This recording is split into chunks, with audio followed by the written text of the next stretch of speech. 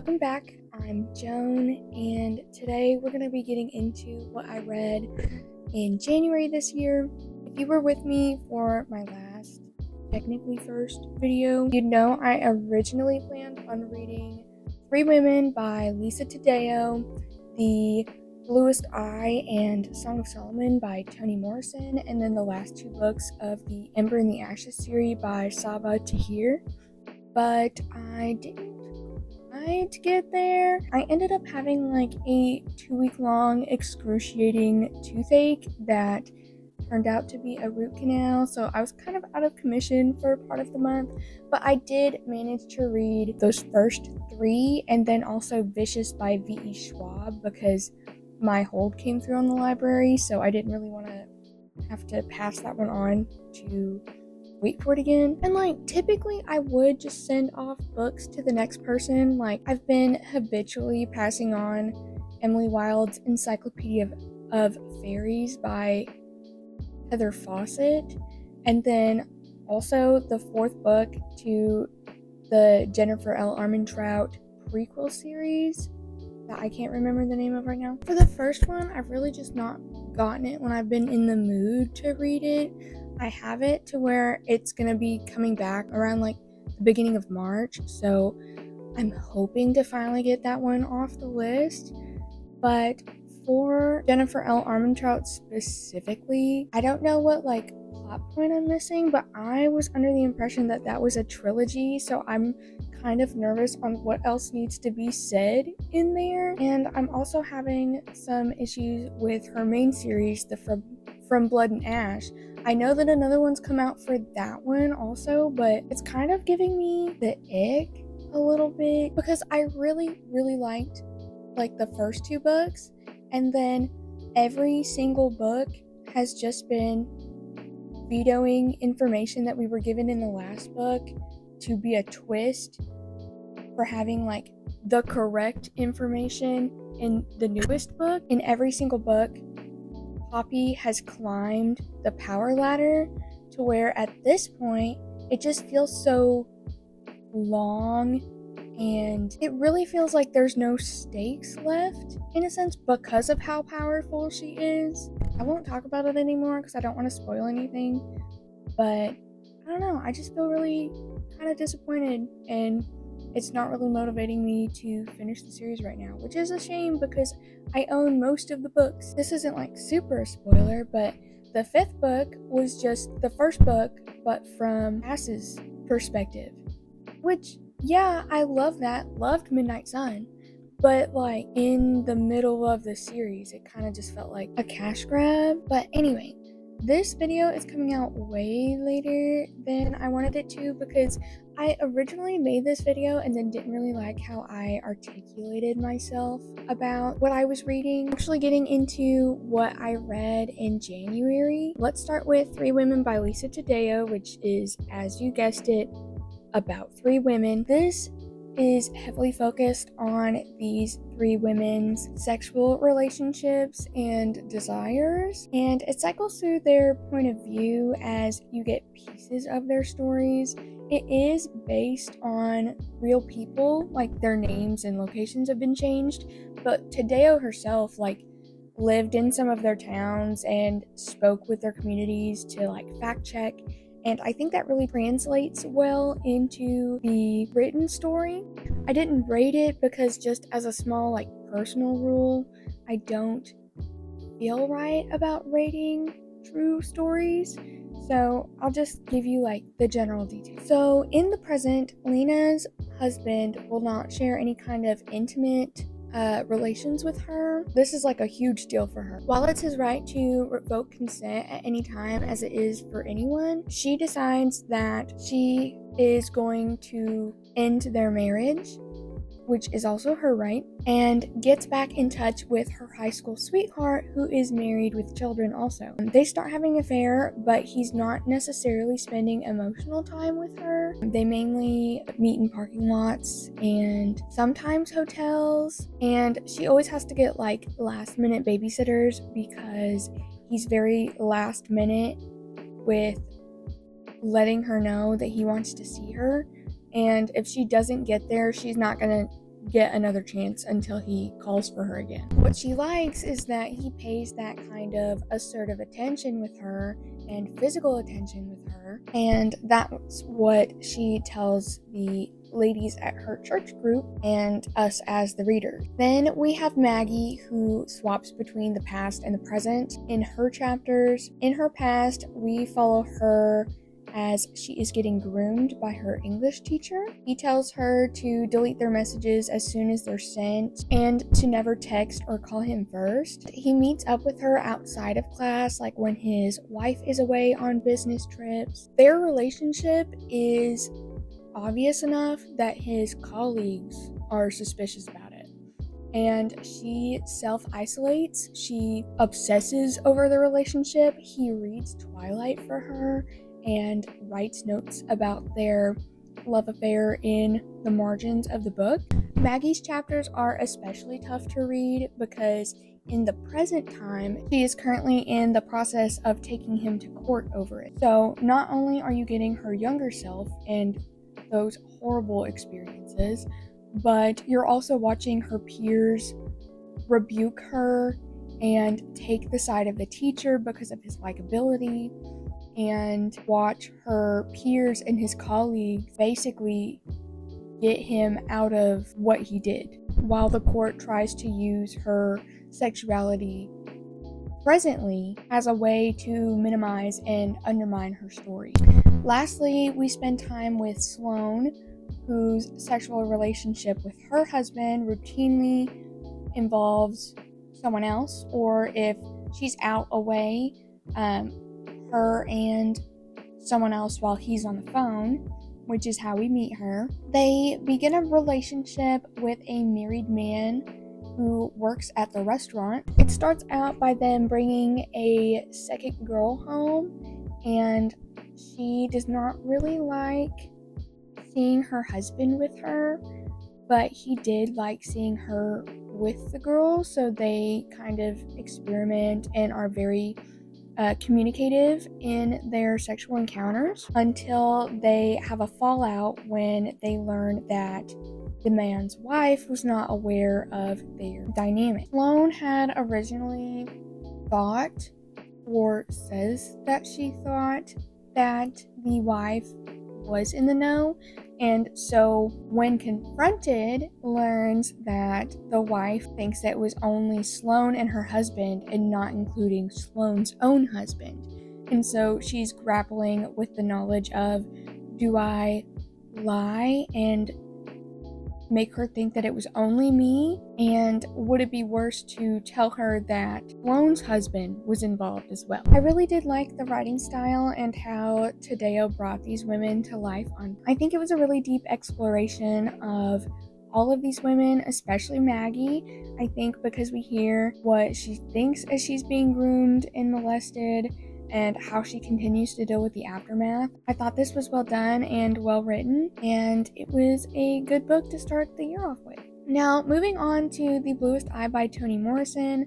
I actually started this book on an ebook. I brought my physical copies so I could hold them up while I was talking about them, and I just didn't. Anyway, for The Bluest Eye by Toni Morrison, I did read this as a ebook copy first through my library, and I ended up buying the physical copy because it came in a bundle of 3. So I also got Song of Solomon and then Beloved, and it was really nice because I also really loved Song of Solomon, and I heard that Beloved has a lot of ghost action. So I'm really excited to read that one later too, and it was a really good deal, so I'm very glad about that. Before we get into The Bluest Eye, I do want to preface that although it isn't very long, it's about 206 pages. This book does have very heavy themes and does include the assault of a child on page. So please do take care of yourself if you decide to read this. But I do want to get a little bit deeper into that first topic in the context of like book ban. So while I do think that the themes are very mature and heavy, I don't think that the title should just be outright banned from high school students, because even while there is on-page child sexual assault, it doesn't seek to justify her father's actions and uses very plain language and not for shock. And I don't think that young children would just pick this book up, but I will say that Pecola was a child when this happened, and children do get assaulted by people. I don't think that children should read this alone. I think this is something that they have to be guided through. And by children, I do mean those under the age of 15. But teenagers do include children, and I don't think that this shouldn't be available for them to read. I do think they should have a parent or teacher guide them through the text and discuss these themes at length with them to help them process and answer any kind of questions that they might have. And then some people also say just go to the library or buy it, but some people aren't able to get to the library on a regular basis or have a library with that in their catalog at all. And also some people can't afford to just buy books. If you're uncomfortable with your child reading literally anything, let their media specialist know, and they won't be able to just go in and grab it. Some libraries don't offer it because it's being challenged. It always seems like it's all or nothing. If you're uncomfortable with your child reading any kind of text, let their media specialist know, and they won't be allowed to check it out of the library.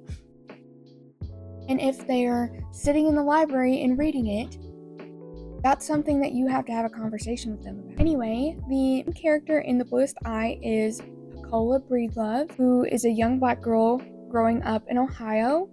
I'm not gonna lie, I was kind of confused when I first started this because we actually rarely get Pecola's point of view, and instead we follow through the seasons with people of her community. So we first see her through the eyes of two sisters, Claudia and Frida McTeer, when their mother takes Pecola in after her father attempts to burn down their family home. Claudia is gifted a baby doll who is white blonde with blue eyes and immediately destroys it because it does not look like her, and she has no interest in the role of motherhood at this age. She is admonished for this because her parents tell her that everyone wants that particular doll, but Claudia does not. She also hates Shirley Temple, who Pecola does love, and this, I think, is to show Claudia's love for herself and her community, while Pecola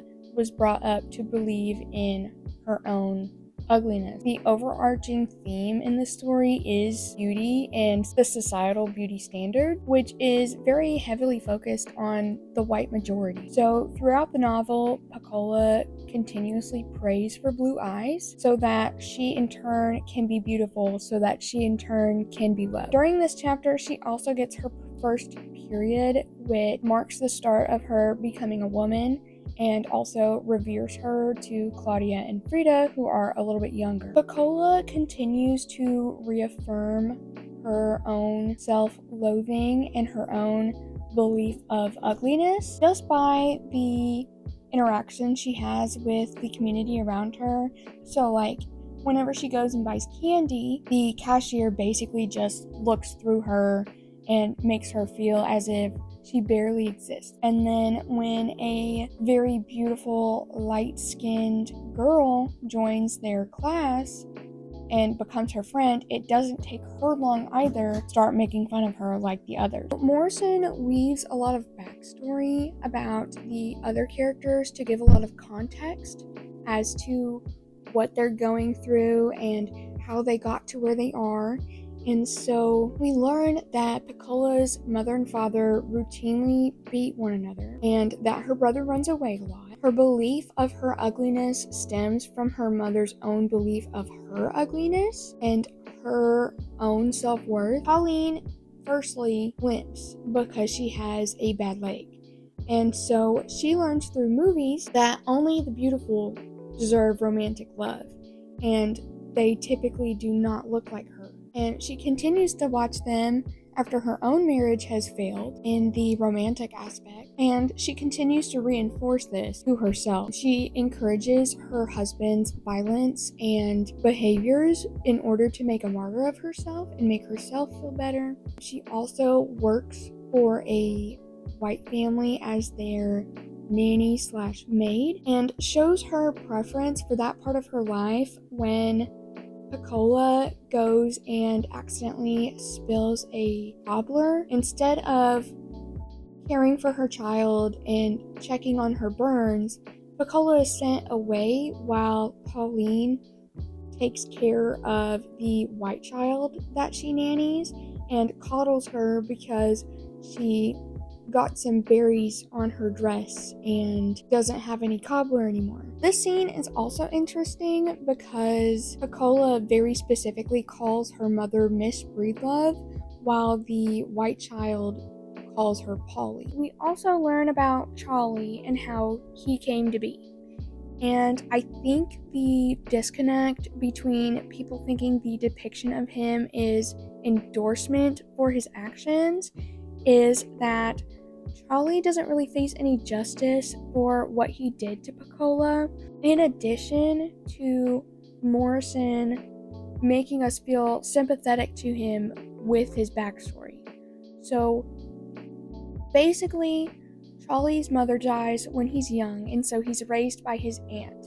And so one day he is out walking with this girl that he likes, and they decide to try and be intimate for the first time, which is Charlie's first time ever and this girl's first time ever. And they end up being found by these two white men who force them to finish in front of them, calling them basically animals. And so Charlie turns his anger towards the girl that he's with instead of towards the white men who he would be justified in being upset with, because of how the girl reacts and withdraws into herself. And I think this really shows how Charlie feels powerless against the white majority because of how prevalent racism is in this time. And this is usually where I would say the point of literature is that no one's interpretation is wrong because we all have different perspectives, but I'm very specifically going to tell you that that is not the case in relation to people taking phrases of this book out of context to convince people that there's porn being shown and taught to children. And by children, I mean under the age of 18. I severely doubt that this is in elementary school with how heavy these topics are and with what kind of language is being used. And that's not even me saying that, children can't read this.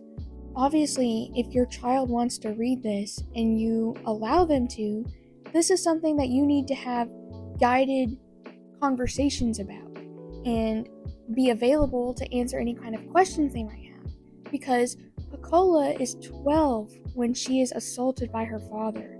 Children get assaulted, and sometimes knowing that that can happen to someone else can help children interpret their feelings on this and these kinds of things, and also identify if anything had ever happened to them. I am not saying, oh, you need to read The Bluest Eye to your 9-year-old, obviously.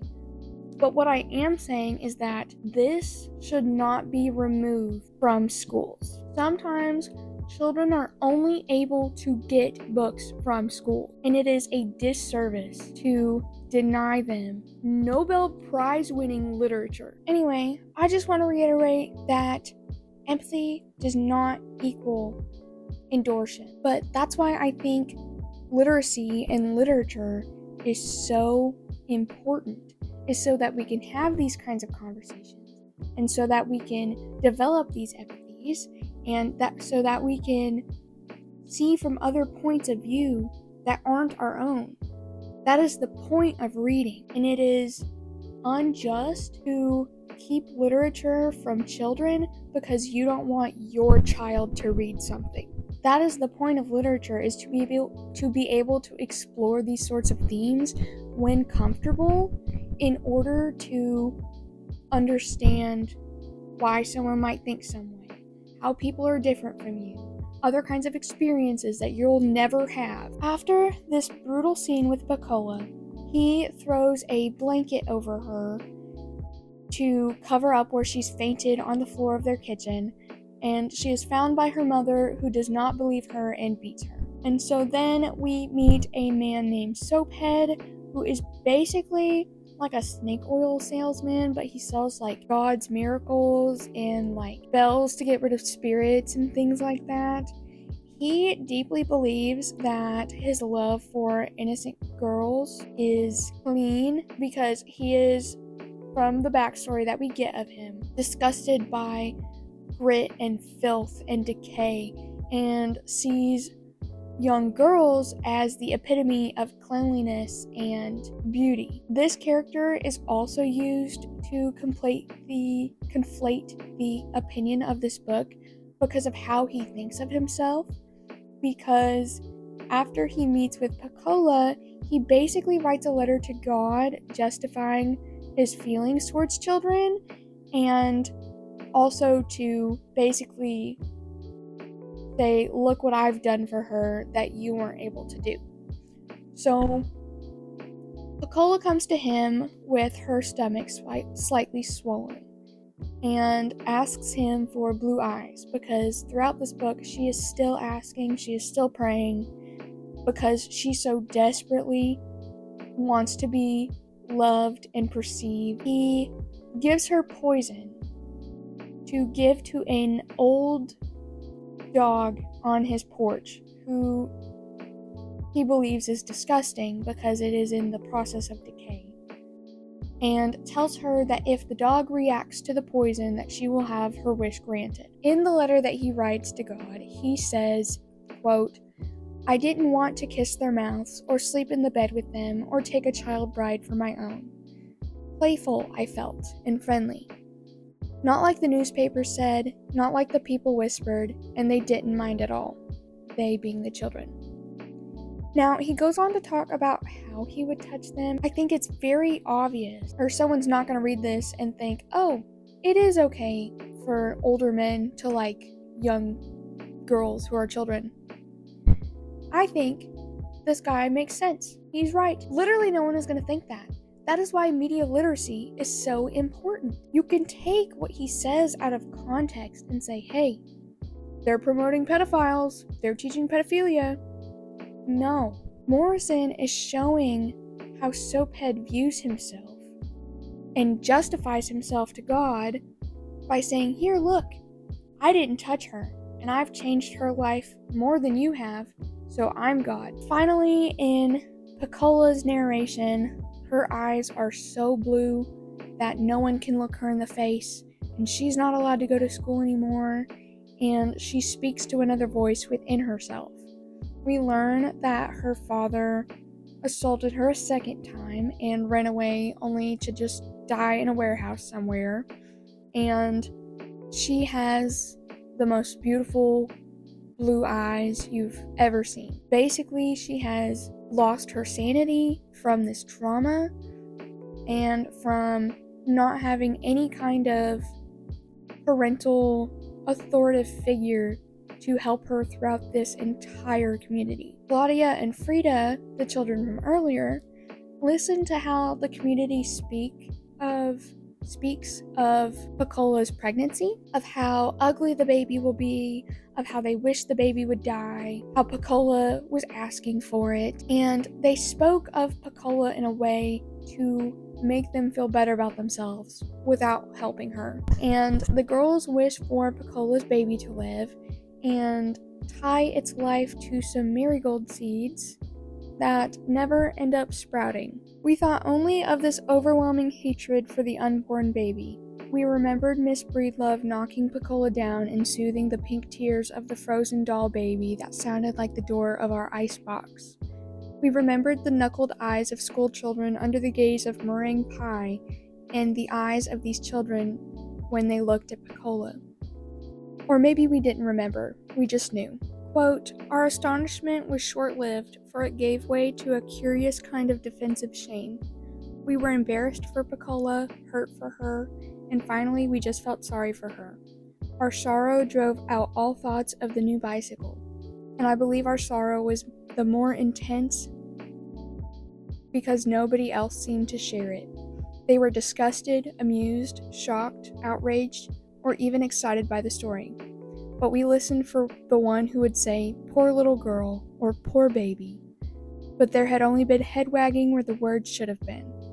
We looked for the eyes, creased with concern, but saw only veils." Morrison's writing is so lyrical and beautiful and accessible, but there is one more quote that I want to go over. I know I've been talking about this one for a while now, but I think this really envelops a lot of the theme of beauty and how societal expectations of that influences the minority.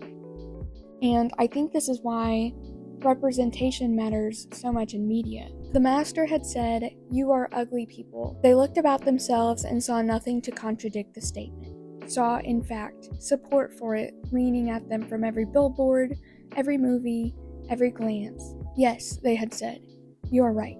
This is quite literally a masterpiece. I see why she won a Nobel Prize for her debut novel." But I definitely think I'm going to need to read it again soon to just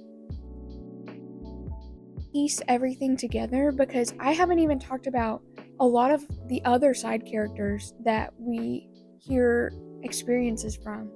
Her books are so full of rich symbolism and connected characters and themes that at least personally, I don't think I got even the full anything with what I've been going through today. But anyway, we're gonna get on to Vicious by V.E. Schwab now.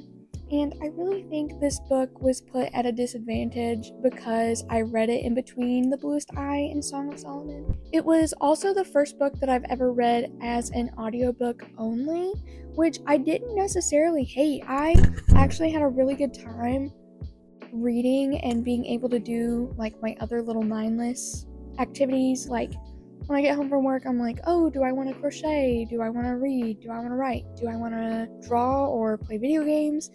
And I'm really glad that a couple of those I can turn to audiobooks to kind of do two things at once, which I think is really fun. I definitely can't read and drive though, because I will literally get in an accident, but I have been dual reading on audio and physical or through my ebook, and I'm really liking being able to do that. I think it's very fun, and I think it's helping me get through them a lot quicker than I normally would have. Anyway, I was really into this one in the first half. It's about these two friends who meet in college, and one of them does a paper on extraordinaries, or EOs, who basically are just kind of like people with unnatural abilities, kind of like X-Men, but not nearly as superhero at all, and more not widely known, kind of mythical almost. So they figure out that extraordinaries are created through near-death experiences, and obviously try to test this theory on themselves. And so through trial and error, eventually Eli has the ability to involuntarily self-regenerate, and Victor can take away someone's pain enough to where they could bleed out without realizing it, or maximize it enough to kill them. Basically what happens is Eli gets this ability.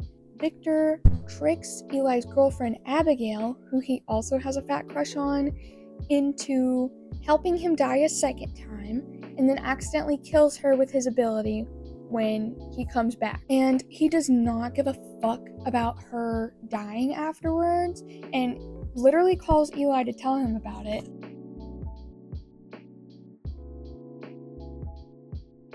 So we're videoing like this now, because my stuff didn't want to work the last time I did it. So sorry for the jump scare. But anyway, essentially, Eli believes that the reason God gave him the gift of an involuntary regenerative ability is to be able to continuously murder other EOs, because in his mind, EOs are soulless and unnatural, obviously given credit by what Victor did and didn't care about. While some of the characters mention it, they don't really get really into it, and I don't know if that's because it gets into it more throughout the other books, but to be honest, I'm not really looking to read the next one because this was pretty mid to me, in all honesty. So 10 years later, Victor breaks out of prison and wants to kill Eli. Literally nothing in this book has made me feel like these two are friends in the slightest, other than being repeatedly told that they're best friends. So then the book jumps from past and present, from Victor and Eli, but Eli's point of view starts after the death of Abigail. And so each chapter tells you where you're at in the timeline by telling you how many months or days or hours before they're reunited, which is the climax of the book. And so in Victor's point of view, he's characterized very specifically as the good guy who says he's not a good guy.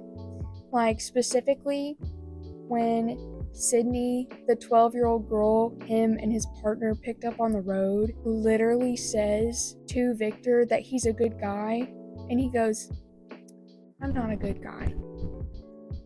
And they do it a few times. I just can't take it seriously.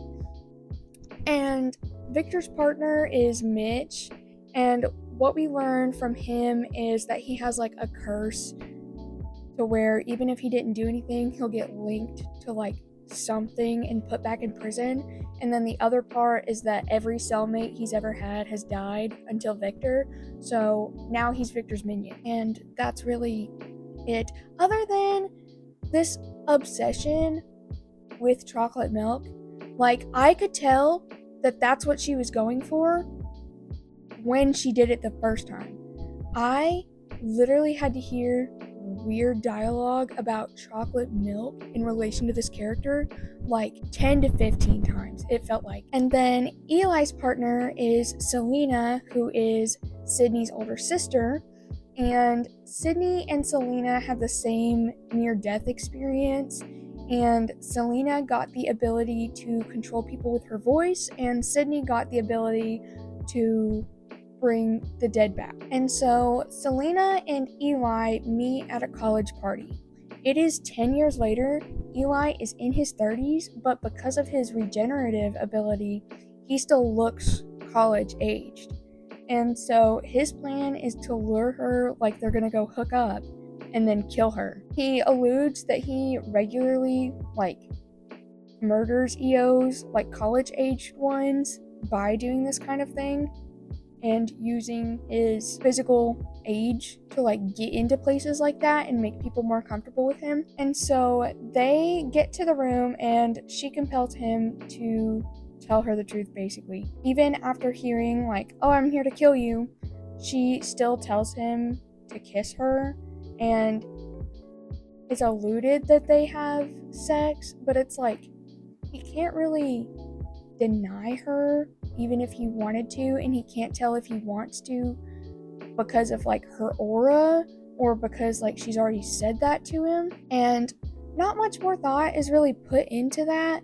It goes into talking about how Eli works to get around her questions and stuff sometimes, but I just felt kind of weird about it. And so their thing is where she's "You're not gonna kill me tonight," and he's "You're gonna forget to tell me that one night." And they just keep saying that over and over, and I really think the dialogue and the word choices just throughout the novel itself was really what was keeping me out of the story, because I was trying to tell if it was being serious or if it was being satirical. It was really just overall formulaic, and after like the 50th mark, I was just ready to be done, honestly. Moving on to Song of Solomon, another Toni Morrison book. I liked this one a lot more than The Bluest Eye. It's about like 100-ish pages more, I think. Don't quote me on that. But not necessarily because it was like easier to read. There's still like harder themes and topics in this book. It doesn't have that on-page child essay. It does have several depictions of different forms of incest, but I did feel a lot more connected and drawn to these characters. I think it's because you get to know more of them more deeply, in a sense. Okay, so now I'm gonna do like I did The Bluest Eye, and we're gonna talk about the incest before we get into the actual book. So there is more than one depiction of incest in this book, and it's shown in the same family. Each one shows different meanings. So like in the case of Ruth and her father, Milkman, her son, is told by his father, her husband, that Ruth had an inappropriate relationship with her father, who was the doctor in their community, and said that when her father was dying, he found her naked in the bed with him with his fingers in her mouth. And that's the reason why he's so disgusted with her. From her father's point of view, we see glimpses of Ruth always behaving a little too affectionately with her father. I believe that her mother died like either in childbirth or when she was young, but from her father's point of view, he's always very uncomfortable with this. We never see anything like explicit. Since her father is the only black doctor, he pursues white acceptance and white society because of his wealth and his status, and separates them from the rest of their community. So they do this not only physically but also socially, because they live in a completely different part of town that's a lot wealthier, and I believe they have like a 12-room house, and they don't associate a lot with their community because of that wealth and status. So I believe that that's telling us why this has manifested, is because Ruth never knew anyone else. She was always with her father. She was always learning from her father. So later, Ruth explains her relationship with her father to Milkman. And so Ruth says, quote, "I lived in a great big house that pressed me into a small package. I had no friends, only schoolmates who wanted to touch my dresses and my white silk stockings. But I didn't think I'd ever need a friend because I had him. I was small, but he was big. The only person who ever really cared whether I lived or died. Lots of people were interested in whether I lived or died, but he cared. He cared whether, and he cared how I lived, and there was and is no one else in the world who ever did." And then later she says, "But I know, as well as I know my own name, that he," her husband, "told you only what was flattering to him." The next mention of incestual relations is between Ruth and her son Milkman. Basically, she breastfeeds him well past his infancy, which is also how he ends up getting the nickname Milkman, because he's originally named Macon III. And she does this because it reminds her of the last time she had been intimate with his father. And in the same monologue that I quoted earlier, we get, "You nursed me. Yes. Until I was old. Too old." Ruth turned toward her son. She lifted her head and looked deep into his eyes. "And I also prayed for you, every single night and every single day on my knees.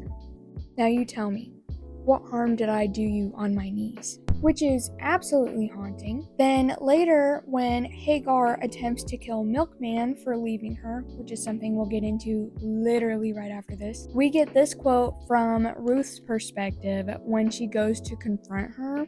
"Long deprived of sex, long dependent on self-manipulation, she saw her son's imminent death as the annihilation of the last occasion she had been made love to. And like, it literally doesn't even attempt to justify it. It's saying that's her reasoning. And it's not okay, obviously, but there's context. Like I said earlier, that's the point of literature, is so we can have these kinds of conversations about it. But anyway, going on. The third instance is between Hagar and Milkman, and Hagar is the granddaughter of his aunt, so they're cousins. Hagar is several years older than him, but as he grows and gains the same worldview as his father, but a little bit more unmotivated than his father. So he does not pursue an actual, like, romantic attachment to her because of their relations. But he continues to keep her anyway. She was the third beer, not the first one, which the throat receives with almost tearful gratitude, nor the second that confirms and extends the pleasure of the first, but the third, the one you drink because it's there, because it can't hurt, and because what difference does it make? He has no intention of being with her, but keeps her well past her, like, marriageable age as an object to satisfy his own needs, even while he's pursuing other marriageable candidates. So now that we've gone over that, let's get into the actual rest of the novel. So the overarching theme, in my opinion, is the importance of names and heritage. Milkman, nicknamed such when caught being nursed by his mother past infancy, is named Macon Dead the Third. And so his grandfather was made free from slavery and given that name by the man writing his papers, because obviously he couldn't read or write. Macon the first, in turn, names his son after himself and then uses the Bible to name Pilate. Pilate was born after her mother died during childbirth. She was also born without a navel, and this sets her apart a lot from other people, not only like socially, but also it makes her like more mysterious and other in a sense, because they believe that without a navel you weren't born from God or something like that. Milkman's father in turn does the same thing for his children. He names Macon after himself and after his father, and then uses the Bible to point and find names for his daughters, which is how we get 1 Corinthians and Magdalene, called Lena. So their family lives in Dr. Foster's home, which is Ruth's father, and like him are a wealthier class above the rest of their community. So Milkman's father is a landlord with no empathy for his tenants. A woman asks for grace to be able to feed her young family, and he refuses her and threatens to throw her out if she doesn't pay him in 3 days. He regularly hits his wife Ruth and is indifferent towards his children in pursuit of wealth and property. We later learn that his obsession stems from watching his father be murdered for protecting the property he owned, only for nothing to be done about it because a white family shot him and tricked him into signing documents giving them the property as a man who couldn't read. Going back to the themes of names and heritage, is throughout Milkman's life, it goes from his infancy to I think when he's in his 30s, how detached he feels from the people around him, how selfish he is, how careless he is, until he travels to where his family has been and meets people who knew his people. Milkman goes through a lot on his journey connecting with himself and his community and his heritage. He's lived in the same town where everyone knows him and everyone knows his father. He has never wanted for anything, and he does not appreciate the people around him. He has a friend named Guitar who is part of the lower class, and there's a scene where Milkman basically has a dream that tulips are like murdering his mother, This is like heavily summarized. And he doesn't even wonder why he didn't do anything to help her until Guitar asks him, well, what did you do? He leaves Hagar after more than a decade of keeping her for himself by sending her a letter, and doesn't even care when she tries to kill him because he knows that he can hurt her far worse just by not being in the world anymore, because she cares for him so much more deeply than he cares about her. There's another scene where he gets high and mighty with Magdalene because he finds out that Corinthians is seeing a man who is part of Guitar's secret group. And we'll get into that in a little bit. But basically, she has this very powerful monologue where she says, quote, "You have yet to wash your own underwear, spread a bed, wipe the ring from your tub, or move a fleck of your dirt from one place to another.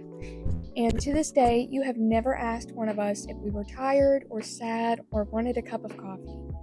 You've never picked up anything heavier than your own feet or solved a problem harder than fourth grade arithmetic.